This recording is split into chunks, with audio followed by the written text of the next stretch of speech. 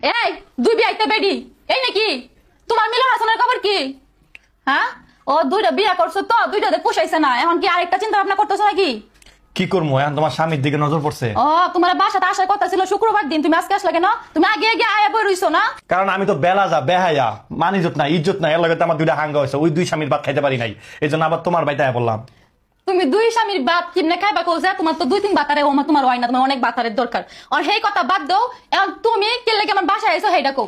বই না, আমি নিয়ত কিন্তু আমার চরিত্র ভালো, কিন্তু আমার চরিত্র ভালো হইতে চাইতেছে না। শোনো, তুমি যে ট্রেন্ডিং আসতেছো আমারে নিয়ে, আমি সব বুঝি বুঝছো। তোমার ট্রেন্ডিং থেকে নাইমে গেছো তো, এখন চাইতেছো যে আমারে নিয়ে ভিডিও বইলে এই সেই বইলে আমার জামাইরা আমারে পচাইয়া তুমি ট্রেন্ডিং এ আইসা বেশি বেশি ভিউ কামাইবা, ভাইরাল হইবা, ডলার ইনকাম করবা না?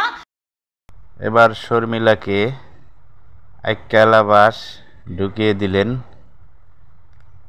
সুমাইয়া লাইভে এসে দেখেন ওনাকে নিয়ে একটি ভিডিও করেছেন। দেখুন সুমাইয়া আসলে ওনাকে